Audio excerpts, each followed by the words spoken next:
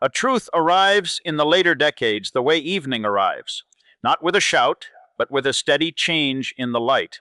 Somewhere along the road, achievement begins to change its flavor.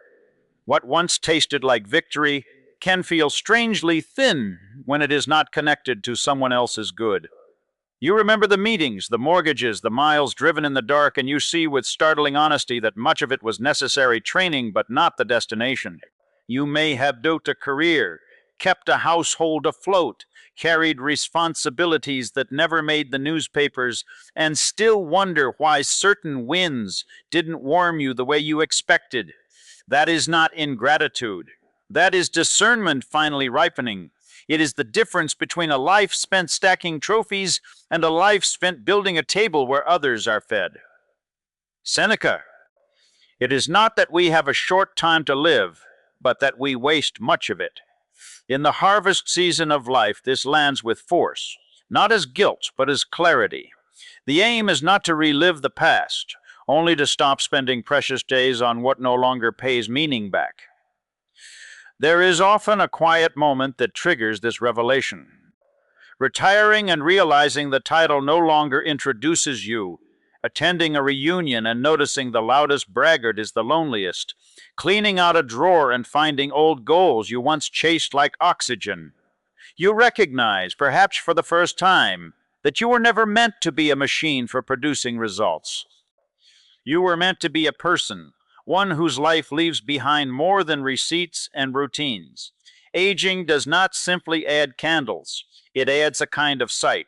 The decades have taught you what the young cannot yet afford to believe, that character is worth more than credentials, that peace is a form of wealth, that time is the one currency that never replenishes.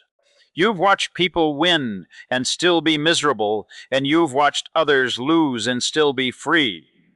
You now recognize that success without significance is a well-built house with no one home. You've seen what doesn't travel well into later life: grudges, pretense, constant proving, frantic accumulation. And you've seen what does travel: a clean conscience, the ability to laugh at yourself, a few friendships that can tell the truth and still stay. The years have also taught you to measure a person by what they do when they could easily do otherwise, when no one is watching, when the applause is gone, when the choice is private. Marcus Aurelius. Waste no more time arguing about what a good man should be. Be one. This is the mature advantage. You no longer need to perform goodness. You can practice it quietly through the call you make, the debt you forgive, the steadiness you offer when others wobble. And here is the deeper gift. You understand the reversal of understanding.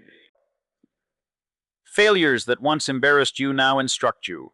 Hard seasons you would never choose again have become your credentials of the soul. You can look back and see invisible preparation at work, how disappointment built resilience, how responsibility built strength, how sorrow deepened tenderness. The younger may still be dazzled by appearances. You have learned to respect substance. A new question begins to govern your days. Not how far can I go, but what is worth carrying forward? This is the gentle shift. With seasoned clarity, you can simplify without shame, speak without performing, and choose commitments that match your deepest values. The very constraints of this season, less appetite for noise, more respect for energy, become your compass. Think of it as a craftsman's final phase. Early on, you learn to use the tools. Midway, you learn speed. Later, you learn precision, and you stop wasting material. You stop saying yes out of habit. You stop attending obligations that drain the life out of you. You begin protecting mornings, guarding your health, choosing conversations that nourish instead of merely pass time. This is not shrinking. It is refining. Epictetus, it is not things that disturb us, but our judgments about things. Years give you the power to revise old judgments. What once felt like a catastrophe can be relabeled as a turning point. What once seemed urgent can be demoted to noise. That mental freedom is a form of wealth. You have earned the right to a definite purpose that is not borrowed from anyone's expectations. When you decide what matters most, your days align. Old fears loosen their grip, not because life becomes easy, but because your aim becomes clear. The discipline you once used to climb can now be used to guide, to mentor, to finish, and there is a quiet magic in this. You are no longer trying to impress life, you are trying to complete it, like tying a strong knot at the end of a rope that has held weight for decades. Isaac Newton, if I have seen further, it is by standing on the shoulders of giants. In your season, you become the giant someone else stands upon. Your experience, earned through years of work, love, mistakes, and persistence, can lift another person's horizon without them paying the full price you paid. Legacy moment. Now comes the most dignified work of all: harvest and stewardship. You are standing at harvest time. Some fields have yielded richly, others need one more deliberate planting. The unfinished dream is not an accusation, it is an invitation, not to start over, but to bring everything full circle, a conversation that heals, a skill passed on, a work completed, a younger person steadied by your steady hand. This may look ordinary from the outside. Legacy is often built in quiet rooms. It may be a father finally saying, "I didn't know how to show it, but I was proud of you." It may be a mother writing down the recipes and the stories so the family doesn't lose its roots. It may be a retired tradesman taking an apprentice seriously, teaching not only technique, but integrity, how to do the job when no one would catch the shortcut. It may be setting your affairs in order, not out of fear, but as an act of love. When my time comes, I want you burdened with grief, not confusion. Albert Einstein, try not to become a man of success, but rather try to become a man of value. Value is what remains when titles fade. It is the courage you modeled, the steadiness you provided, the wisdom you passed on, the harm you refused to do even when you could have. There is also a holy kind of courage in making peace with what will not be finished, and still finishing what can be finished. Some dreams were meant to be lived fully. Others were meant to be handed forward like a torch. Your role may now be less builder of empires and more keeper of the flame. The younger will run faster, but you can help them run straighter. And so we turn the page from the scoreboard to the story, from proving to serving, into the chapter where meaning becomes the measure. The chapters you've written have brought you here, to perhaps the most important chapter yet, the one where your accumulated wisdom becomes an intentional gift. Here, you do not chase significance, you choose it calmly, firmly, and with the authority only decades can give.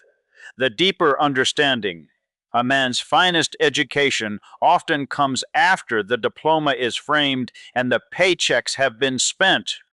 With the view you now have, you can see the first mountain for what it was. The climb of proving, providing, surviving, and sometimes simply enduring. It taught strength, skill, and stamina. But the second mountain does not ask for more strain. It asks for more truth. It asks, what kind of person have the decades made you? And what will your life stand for when your name is spoken softly after you have gone? This is not a gloomy thought, it is a clarifying one. When the noise dies down, the soul begins to speak in plain language. You start to notice that the most valuable things you carried through life were not things at all.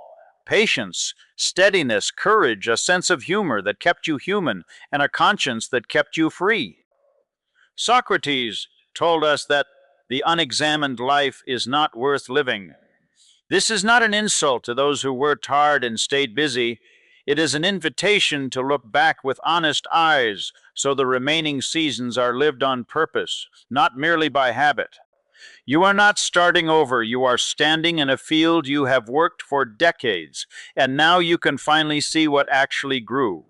Look at what you have gathered: hard-won patience, the ability to listen past words, the sense to recognize a good opportunity, and the courage to walk away from a bad one. You've learned which battles leave you better and which merely leave you tired. Even your disappointments have ripened into discernment. What felt like failure at 30 has become instruction at 60. Here is the deeper harvest many overlook. You can now tell the difference between motion and progress. You've watched fads flare. You've seen people chase applause and end up alone in a crowded room. And you've also seen quiet souls, those who kept their word, paid their debts, tended their family, leave a richer footprint than the loud achiever. This is wisdom, the ability to judge value, not merely price. Through the view of Seneca, it is not that we have a short time to live, but that we waste much of it.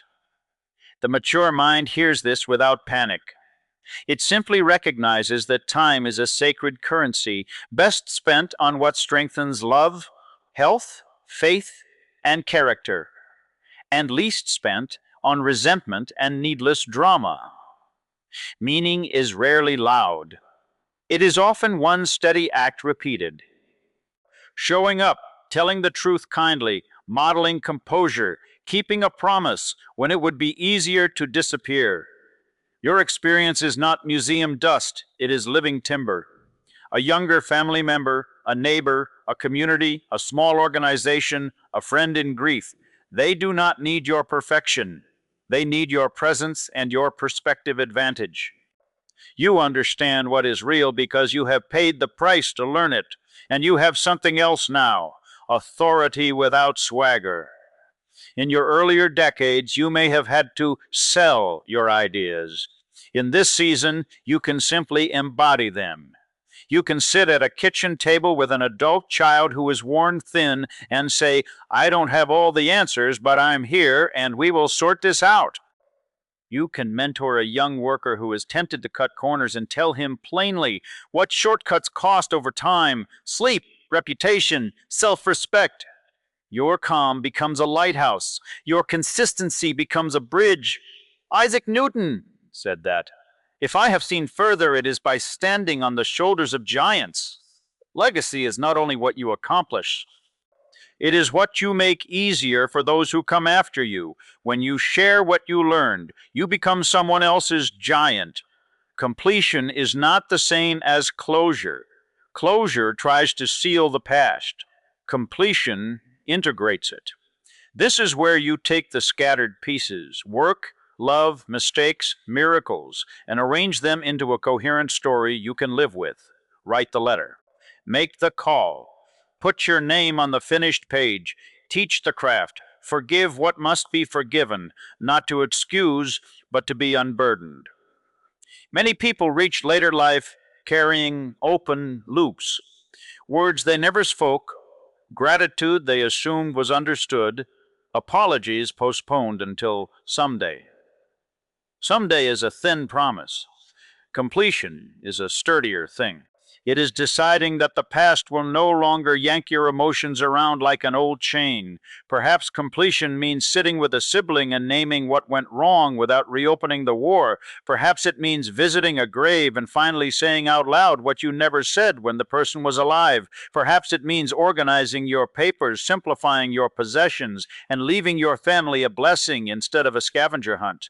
This is not weakness. This is dignity.